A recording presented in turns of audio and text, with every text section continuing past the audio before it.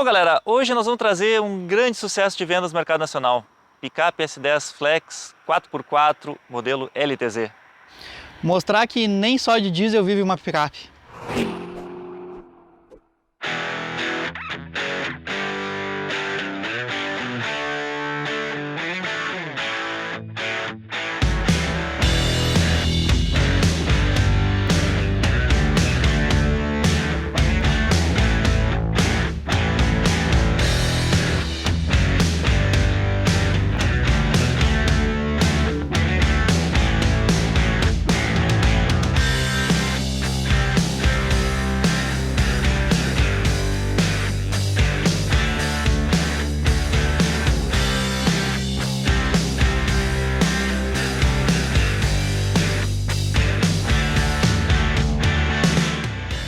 Bom, galera, mas antes de a gente apresentar o carro, eu queria apresentar para vocês o dono do carro. André, prazer te conhecer, cara. Obrigado, eu que Muito agradeço. obrigado pela oportunidade. Eu que agradeço. Tu não faz ideia quanto tempo faz que nos pedem para gravar uma S10. É mesmo, é. Tu foi o cara que está nos ajudando e ajudando principalmente vocês que querem conhecer um pouquinho mais sobre esse carro.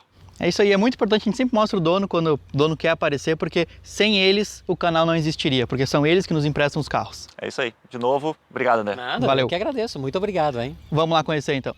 A S10 surgiu no mercado brasileiro em 1995, mas na verdade o projeto já existia lá nos Estados Unidos desde 1982. Ela veio com a plataforma exatamente igual à americana, porém com um desenho diferente na frente, tornou uma frente um pouquinho mais agressiva. Esse modelo de hoje já é o 2017, que faz parte da segunda geração, que foi lançada em 2012 aqui no Brasil. Mudou bastante, eles aumentaram o tamanho do carro, eles deixaram ela com maior capacidade de carga e tem algumas alterações, principalmente eletrônicas, que vocês vão ver que fizeram muita diferença. As picapes médias surgiram no Brasil para substituir as grandalhonas F1000 e D20. Eram carros bastante famosos da década de 80, início dos anos 90, porém com o aumento do trânsito brasileiro eles começaram a ficar obsoletos e começaram a não ter mais espaço aqui dentro. A primeira a vir para cá foi a Ford Ranger. Era um modelo fabricado lá fora, era exatamente o mesmo modelo americano, e a S10 chegou um pouquinho depois, mas já fabricada no Brasil. Inicialmente ela foi ofertada só com motor 2.2 a gasolina, depois veio o motor 2.5 a diesel, que era fabricado pela Maxion e na verdade era um projeto da Land Rover, que sinceramente foi o pior motor a diesel que a Maxion já fez. Por quê? Porque quando ela comprou o projeto Land Rover, ela comprou o projeto turbinado, ela tirou o turbo, fez uma redução de custo a pedido da GM e não deu certo. Esse motor também foi oferecido na Sprinter da Mercedes, foi muito famoso pelo uso na Ranger durante muitos anos e alguns outros carros, e ele era muito bom, só que todos eles na versão turbinada. A única que não deu certo realmente foi a da S10. Tanto que 2 anos depois ela começou a usar o motor MWM, o famoso Sprint, e aí sim a história de sucesso desta caminhonete começou. A proposta das picapes médias era justamente ser uma alternativa àqueles caminhonetões muito grandes, como era o próprio caso da F1000 e da D20. Por quê? Porque eles eram descoordenados no trânsito brasileiro, mas eles tinham muita capacidade de carga. Funciona muito bem para quem anda no interior, mas em grandes cidades brasileiras se torna meio difícil de manobrar. A S10 veio com uma capacidade de carga de pouco mais de 1.000 litros na versão cabine simples e em torno de 800 litros na cabine dupla. Era bom, era bem útil e ela começou a fazer muito mais sucesso do que as grandes, tanto que alguns anos depois a GM lançou a Silverado, ficou pouquíssimos anos no mercado, não deu muito certo. A mesma coisa aconteceu com a F250 da Ford, que ainda aguentou mais tempo do que a Silverado, mas no final das contas ambas montadoras migraram só para esse tipo de carro. Mas a verdade, quem inaugurou o segmento das picapes médias no Brasil foram as japonesas. Com a abertura da importação lá no governo Collor, no início dos anos 90, as primeiras a chegarem por aqui foram a Toyota Hilux, a Nissan Frontier e a Mitsubishi L200. Teve também a Mazda, que trazia uma caminhonete muito parecida com a Ford, mas essa vendeu muito pouco. Mas à medida que as picapes grandes saíram de cena aqui no Brasil, a tendência natural é que as médias começassem a crescer um pouquinho. E não foi diferente com a S10, que em 2012 ganhou a sua segunda geração, onde ela cresceu em comprimento, largura e principalmente capacidade da caçamba. Para vocês terem uma ideia, a versão cabine simples cresceu 443 litros. Essa daqui, a cabine dupla, um pouquinho mais de 200 litros de capacidade. É bastante coisa, né? A S10 foi líder do segmento de picapes médias até o final de 2015. Em 2016 ela perdeu a liderança para a Hilux, que sempre andou na cola das vendas dela, mas perdeu só por causa do segmento diesel. O segmento Flex continua sendo a liderança da GM. Mas a segunda geração da S10 ela não previa simplesmente um aumento de capacidade de carga e espaço para os ocupantes. A GM trabalhou muito forte na questão conforto e principalmente tecnologia. Depois eu vou mostrar para vocês lá dentro que ela evoluiu bastante. Por quê? Porque a primeira geração ela era um carro bem mais pelado e muito mais voltado para uso no trabalho. Tanto que as versões automáticas foram surgir só alguns anos depois e principalmente só nas versões mais caras. Hoje tu consegue comprar as versões Flex mais baratas como a LT com a opção de câmbio automático também, coisa que não era ofertada no passado e por isso ela perdeu muito mercado, principalmente para a Hilux. Esse aqui é um projeto brasileiro com colaboração da matriz americana, mas que ele era oferecido basicamente em dois mercados, o asiático e o mercado da América Latina. Ele é fabricado também em duas plantas, uma no Brasil, a outra na Tailândia, onde eles são muito parecidos, mas a versão asiática tem uma frente principalmente diferente, mas o resto, mecânica, suspensão, é tudo igualzinho. Uma das coisas que não casou muito bem no lançamento da segunda geração foi o motor Flex. Por quê? Porque era um motor 2.4, 8 válvulas, o mesmo que era derivado do Monza, lá no início da década dos anos 80. E assim, muitas pessoas reclamavam por ser um motor ineficiente e com pouca força. Pois bem, em 2014, antes de sair esse facelift aqui, que saiu só em 2017, a GM já resolveu esse problema. E hoje eu vou mostrar para vocês que o motor que equipa ele é muito, mas muito superior, inclusive em alguns pontos que o diesel. Bom, começa pela potência, né, que subiu dos poucos mais de 140 cavalos para 206 nesse aqui andando a etanol.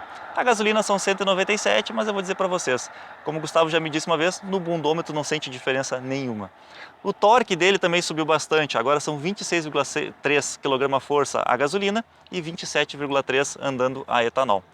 Em relação ao diesel, a potência não muda muito, afinal de contas o outro tem 200 cavalos, o torque muda bastante. O diesel vem com 51 kgf de torque na versão automática e o que muitas pessoas não sabem, a versão manual do motor a diesel tem 44,9 kgf. Tudo por quê? Porque a GM disse que a transmissão não aguenta o excesso de força. A única parte que eu realmente não gosto nesse motor é o fato dele ser importado. Por quê? Porque infelizmente tira emprego de nós trabalhadores brasileiros. Eu mesmo já trabalhei muitos anos no setor automotivo e posso dizer para vocês, uma linha de montagem de motores traz muita mão de obra para nós brasileiros. Mas esse aqui é um motor americano, de alta tecnologia, cabeçote 16 válvulas em alumínio, duplo comando de válvulas, variador de fase nos dois comandos e uma coisa que é novidade na linha da GM, pelo menos foi esse aqui o primeiro a trazer. Um motor de injeção direta que trabalha tanto com gasolina quanto etanol. Sempre que eu falo em injeção direta, eu digo que a melhor coisa que tem é trabalhar com motor flex. Por quê? Porque o sistema de injeção direta, a bomba de alta e os bicos injetores são muito sensíveis. Quando ele já está preparado para trabalhar com combustível derivado de cana, a tendência dele é também ser muito mais durável. Aproveitando que eu estou com o capô aberto, eu quero mostrar para vocês. A maioria já sabe, mas essa peça aqui é o módulo do ABS, aquele que controla os freios evitando o travamento quando está numa situação de emergência. Mas uma curiosidade das primeiras S10 equipadas com ABS é que só vinha nas rodas traseiras. É claro que isso faz um pouco de sentido, porque quando tu está com a caçamba vazia, é mais fácil tu travar as rodas traseiras se tu pisar com força no freio. O que não faz muito sentido é que pode não travar a roda traseira, mas a roda dianteira também pode trazer. E a GM, depois de alguns anos, acabou corrigindo isso. Hoje, todos os seus carros vêm com ABS nas 4 rodas. A chave desse carro é do tipo canivete, ou seja, não é uma chave presencial, mas ela tem algo diferente das outras chaves. Eu consigo fazer o motor ligar através dela. Por que isso é legal? Porque eu consigo já deixar o motor ligado, com o ar-condicionado ligado, resfriar o carro antes de eu entrar. É muito simples, eu aperto 2 vezes no botão de fechar e seguro o botão de baixo. Aí, ligou.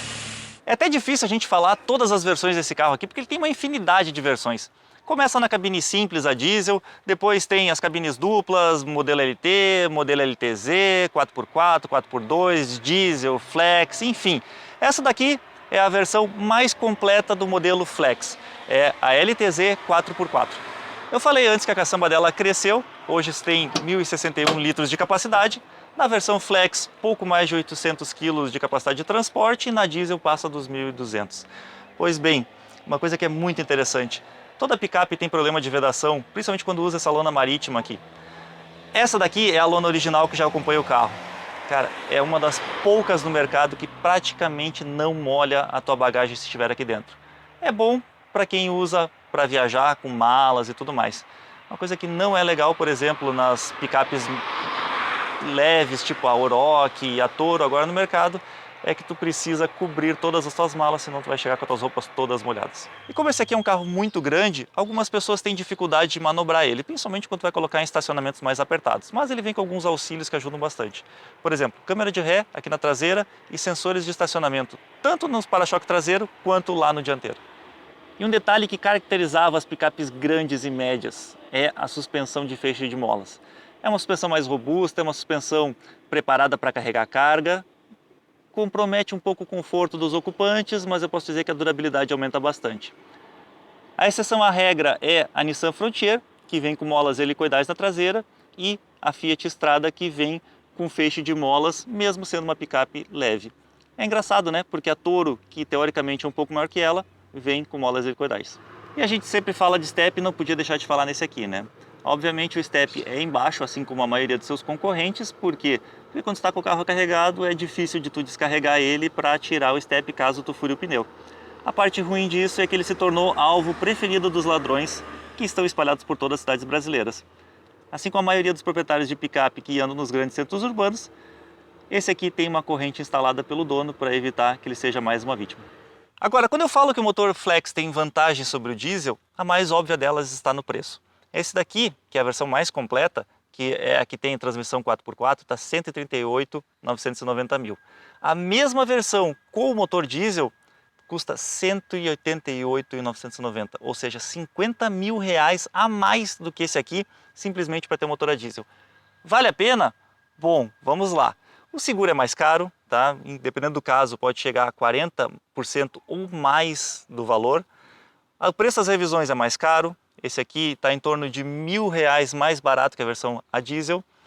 E principalmente, o IPVA também se torna muito mais caro porque o IPVA é sobre o preço do veículo. Quando tu roda bastante, a diferença no valor do combustível até compensa, mas tem que rodar muito mais do que 20 mil quilômetros por ano, que não é a maioria dos casos dos brasileiros que compram esse tipo de veículo. Mas é aqui dentro desse carro que vocês vão ver que ele já não é mais um carro só de trabalho. Carro que tem muita tecnologia e muitos itens de conforto que não eram encontrados na primeira versão. Começa pelo banco elétrico, o ajuste de profundidade, de altura, só não tem o ajuste de lombar e é só no banco do motorista, mas já tá bom, né? Tá aí, Gustavo, conta pra nós como é que é estar dentro de uma picape de trabalho. Definitivamente não é uma picape de trabalho, é uma picape de passeio que pode ser utilizada para trabalho. Vocês podem ver pelo acabamento, melhorou muito mesmo. A GM modificou muito esse acabamento, parece um carro de passeio. Olha só, dê uma olhada aqui com esse soft touch, as portas também com soft touch, onde a gente apoia. Né? Realmente os encaixes melhoraram absurdamente, sem contar que com esse multimídia, esse ar digital e o painel, dá uma cara mesmo de carro de passeio. E falando em painel, ele tem um mostrador no meio ali do computador de bordo com várias opções, o resto dos instrumentos analógicos.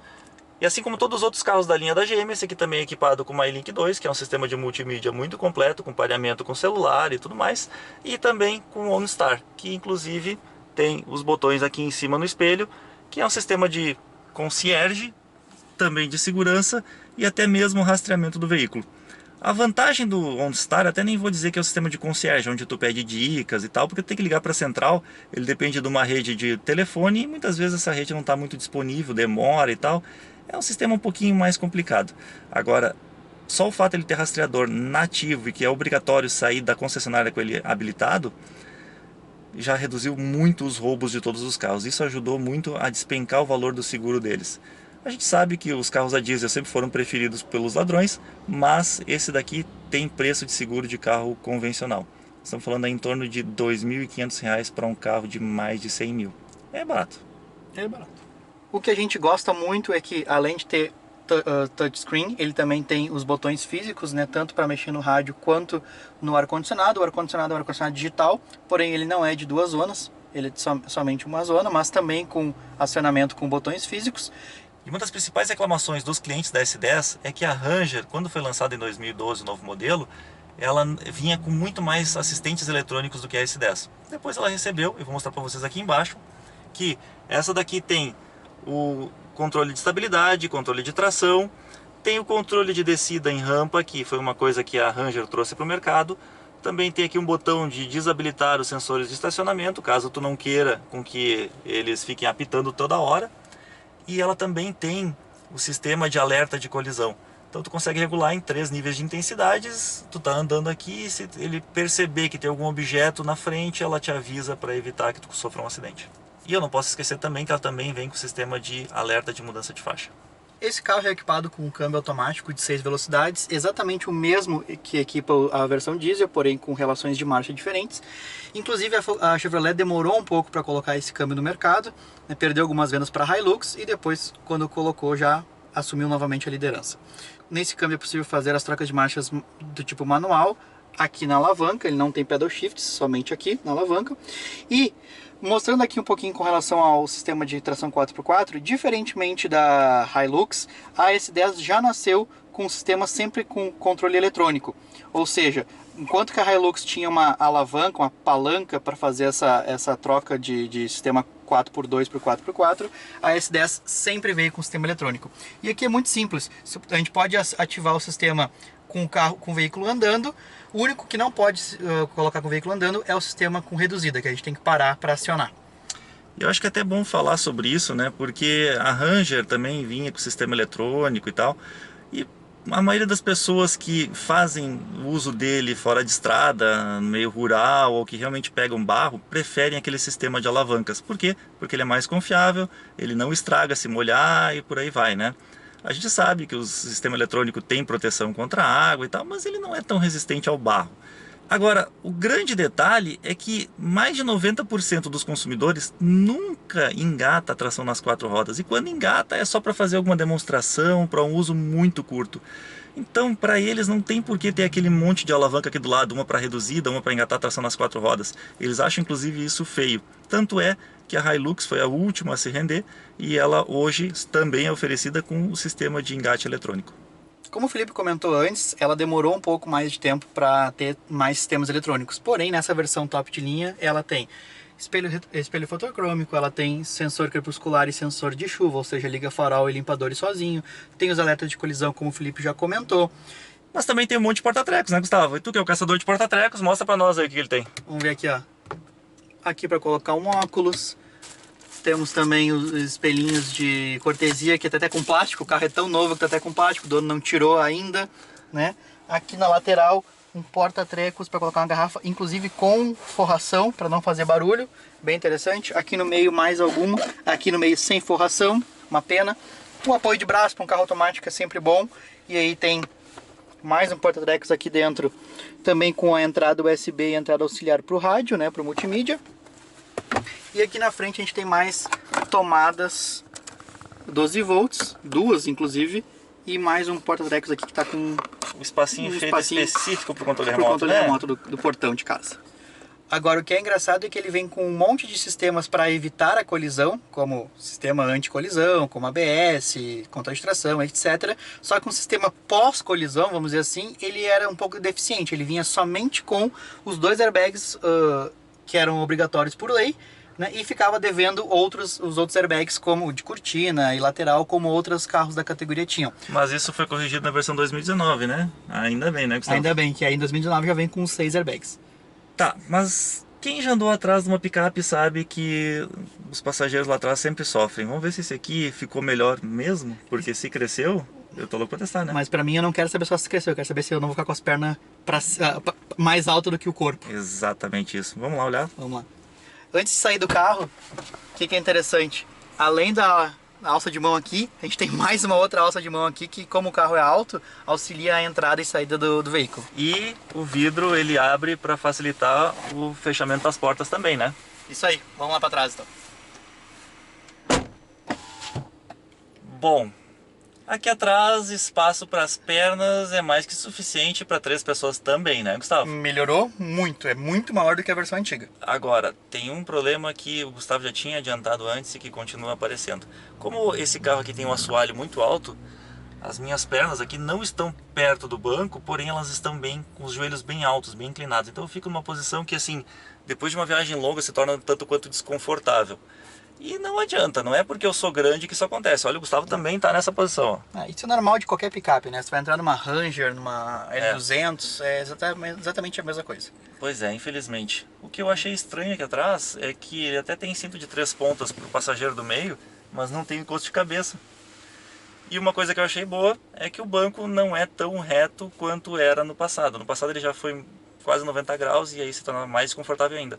Esse aqui tem uma inclinação boa, apesar de não ter ajuste. As picapes eram conhecidas por maltratar quem vinha atrás. Exatamente. Tanto Essa em aqui, espaço quanto em jeito de sentar, né? Conforto, né? Mas essa aqui já ficou bem melhor, né, Gustavo? Não, tá muito grande realmente e tá muito espaçosa. Agora, realmente, não muda a parte das pernas. Mas o acabamento continua bom, né?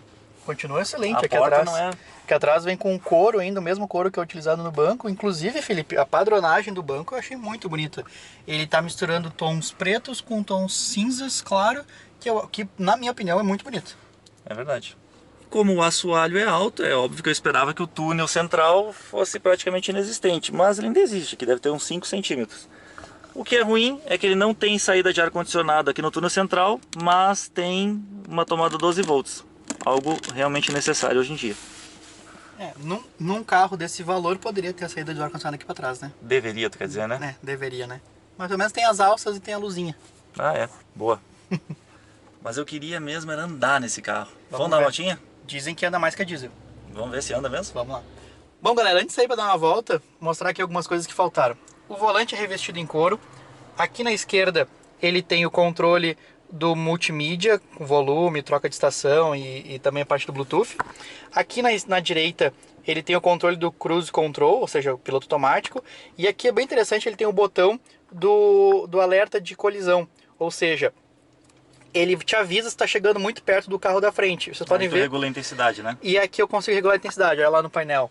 Então, ele tem 3 tracinhos, ou seja, mais longe do próximo do carro da frente, mais perto ainda ou desligado. Além disso, aqui no computador de bordo, a gente tem a opção também de verificar a pressão dos pneus e toda a parte de consumo, né? Média e outras coisas. Tá aí, te adonou hoje do volante, cara? Tu não quer largar mais? Não é só com Fiat, também gosto de caminhonete. O que mais me surpreendeu aqui no carro foi o volante, como ele é leve. Ele tem uma direção elétrica com os pneus grandes, muito grandes os pneus, né? E Isso mesmo não é nem comum de se encontrar, né? Normalmente os caminhonetes assim são direções hidráulicas, porque é um sistema mais robusto, né, do que a elétrica. E mesmo assim ele é muito leve de manobrar, olha, impressionou realmente, positivamente. Sabe uma coisa que eu percebi desde que eu andei aqui a primeira vez, é que a suspensão dele, ela não é desconfortável, mas ela é uma suspensão de caminhonete, né? Então quem está acostumado com um carro sedã, um SUV ou qualquer outra coisa do tipo, vai estranhar. Mas é bem mais confortável do que as primeiras versões que vieram desse aqui. Inclusive, tem uma curiosidade engraçada, é que quando a GM lançou a S10, todo mundo reclamava que a suspensão traseira era muito dura e picava demais. Aí ela deu uma amenizada na suspensão traseira, ela deixou ela mais macia e colocou a suspensão como sendo chamada de High Flex. Bom, High Flex em seguida foi usada pela Renault para determinar os motores flexíveis que funcionam com álcool e gasolina. E aí eles tiveram que parar de usar a marca, né? Porque já tinha sido registrada pela Renault. Eu acho que ela ainda continua quicando um pouco, né, Felipe? Mas ela vai picar sempre, né, cara? Não adianta. Um feixe de mola na traseira, o carro para carregar a carga vai ser assim, cara. O câmbio, realmente ele prioriza muito o consumo, porque ele está sempre funcionando em baixas rotações. Ele sempre coloca marchas lá para frente, eu estou sempre andando a menos de 2.000 RPM. Nesse momento eu estou a 60 km por hora e eu estou a menos de 1.500 RPM. Bom, né? E falando em consumo, o consumo desse caminhão aqui é surpreendente. Dentro da cidade, andando de boa, claro, o André é um cara que não gosta de correr, ele anda sempre respeitando as leis de trânsito e tal, ele não arranca rápido na sinaleira. Ele consegue fazer 9,5 km por litro a gasolina nesse tanque de guerra. Cara, é um consumo muito bom. Para um carro automático desse porte, lá, com essa potência? Com essa potência, exato. E falando em potência, Felipe, será que anda? Pois é, cara, isso é uma coisa que eu sempre quis saber, porque o 0 a 100 dela é 1 segundo mais baixo do que a versão a diesel. E olha que a diesel era rapidinha, né? Pisa aí, cara. Vamos na pisadinha então.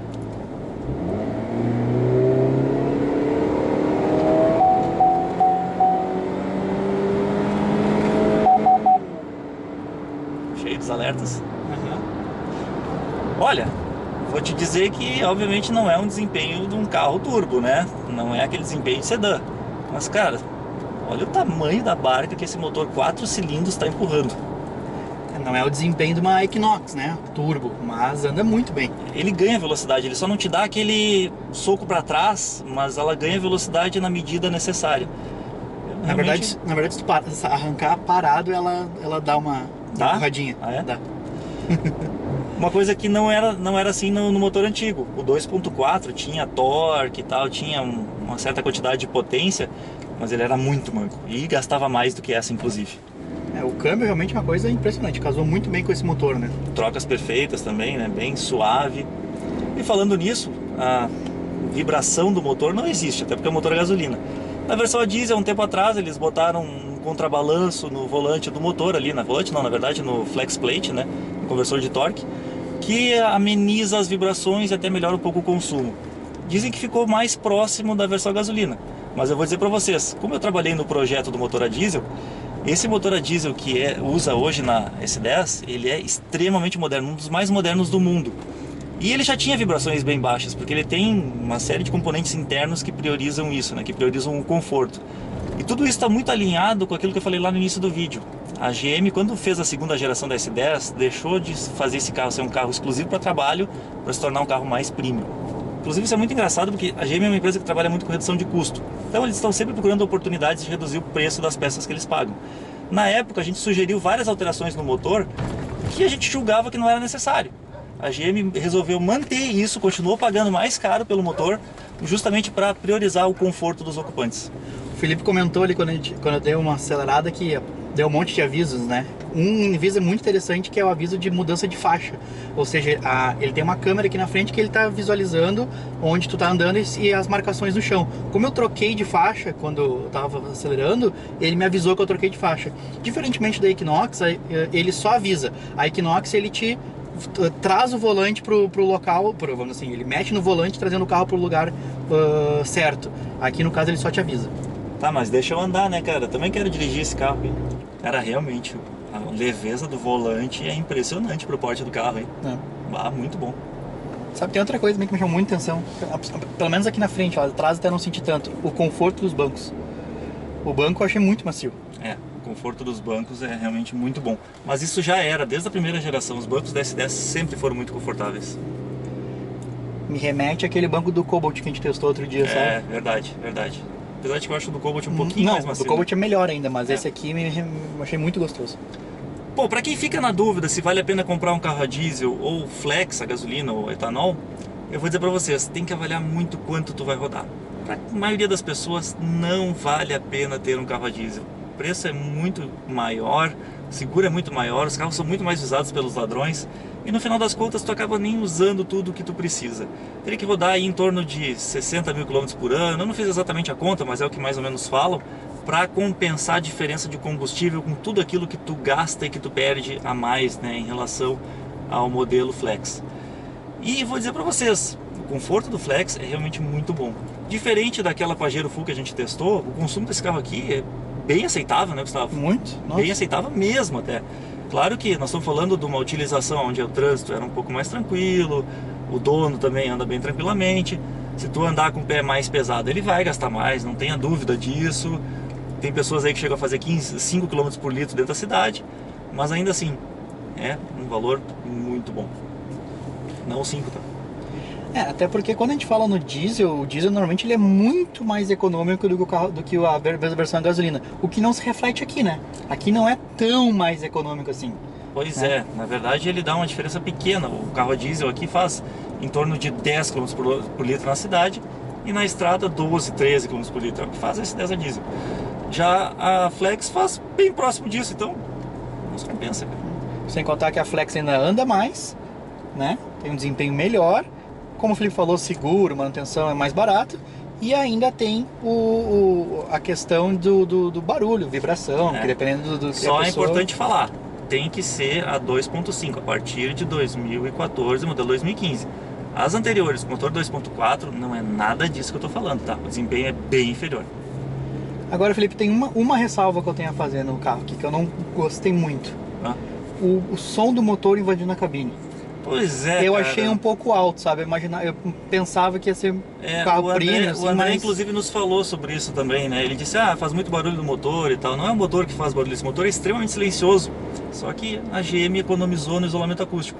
Isso é perceptível quando tu tá andando dentro do carro. É um detalhe chato, por quê? Porque quando tu compra, tu não sabe disso, né? Às vezes tu anda e aí tem aquela pressão do vendedor, quando tá fazendo test drive e tal. Você vai perceber isso alguns dias depois, quando tu começa a usar o carro no dia a dia e passa aquela euforia do carro novo, né? Mas realmente, ele faz um pouquinho mais de barulho do que a gente esperava. Até pelo preço do carro, né? Se fosse um carro mais baratinho, tudo bem, né? Exato. Tá, e o comportamento? A gente tava testando cidade, e o comportamento dele fora de estrada, Felipe? Cara, esse aqui é um carro que nasceu fora de estrada, né? Então, realmente, ele lida muito bem com o campo, muito bem com estradas esburacadas, alagamentos, dados seus devidos limites, claro. Mas ele não tem a mesma robustez da Hilux. Por isso que a Hilux é tão famosa, por ser inquebrável e tal. Só que hoje a maioria dos proprietários desse tipo de carro compra para usar na cidade. Para a cidade, perfeito. Essa versão, inclusive, ela vem com pneus bem de uso cidade, né? Não é nem uso misto, ele não é, Exato. Né? Mas uma coisa que é interessante falar, né? O André colocou 750 quilos na caçamba, outro dia, carregando uma carga aqui. E, cara, ele disse que não sentiu diferença nenhuma, assim. Claro, deve ter sentido um pouco, mas não faltou força. O carro respondeu muito bem. O que é bom, né? Eu diria uma vantagem do motor diesel nesse caso aqui seria se fosse usado num fora de estrada com uma lama muito grande, com pneus com garras grandes, porque a diferença de torque são quase 25 quilos a mais de torque no diesel, né? Então, para transpor um obstáculo onde tem uma lama, realmente uma coisa muito difícil, esses 50 quilos de torque do diesel... 51. 51. 2014, 51. Ou seja, quase 25 quilos a mais, quase o dobro de torque do que tem esse carro, vai fazer uma diferença realmente para transpor esse obstáculo, né? Então tá, galera, eu acho que é isso. Eu queria agradecer ao nosso amigo André aí pela brilhante oportunidade de testar o carro dele, pela paciência de nos aguentar aqui domingo de manhã. Valeu mesmo, cara. Muito obrigado. Fazia muito tempo que nos pediam para gravar esse carro aqui e não tinha tido a oportunidade ainda de encontrar uma boa alma pela frente. É isso aí. E realmente, entre diesel e gasolina, depende muito do uso, nós já falamos aqui, mas para esse 10, a versão a gasolina está muito bem acertada e eu acho que vale mais a pena do que a diesel. Por isso que vende também, né? Exato, por isso que ela é a líder no mercado de flex, né? Não no diesel. Se vocês tiverem mais alguma dúvida, algum comentário, por favor, faça aqui embaixo que a gente, na medida do possível, vai responder. Ou se vocês tiverem alguma experiência diferente com o carro, que a gente não falou aqui, a gente também gostaria de ouvir vocês. A gente lê todos os comentários, nem sempre consegue responder, mas saibam que os comentários de vocês sempre ajudam as pessoas que buscam mais informações sobre o veículo. Muita gente nos procura para comprar o carro, para entender melhor o carro, então saibam que vocês também fazem parte disso. Exatamente. E se quiserem falar sobre outros modelos concorrentes, né, Felipe? Também tá valendo. Hilux, Amarok, Frontier, L200. Cara, tem vários aí, né? É isso aí. Valeu, galera. Valeu, pessoal. Não? Eu não. Não quer aparecer? Eu não. Nada? Pois é, não tava muito afim. Não quero, não. Tu que sabe, Tava André. muito afim, entendeu? Não sou muito fotogênico. Tu que sabe, mas não precisa fazer nada assim. Eu sei. Pera aí, deixa o motor vai passar. Lindo, né? Bem na hora do vídeo. Não basta Não, tem que buzinar. Tem que buzinar pra vagalhar. É uma enciclopédia desse Felipe. Cara, eu pra coisas inúteis eu sei bastante coisa. Olha só que simples. Aperta 2 vezes no botão de fechar e segura o botãozinho aqui embaixo.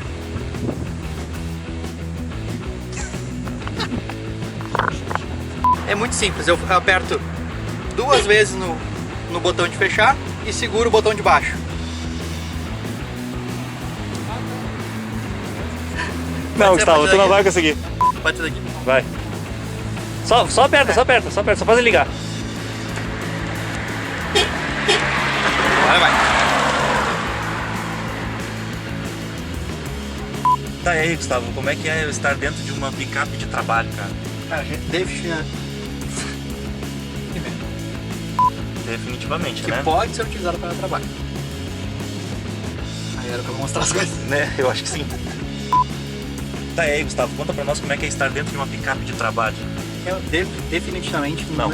Definitivamente. É que nem eu. Aqui na esquerda a gente tem os comandos. Que merda é isso, cara? Eu não consigo, eu tenho que falar. Não adianta. Sai assim.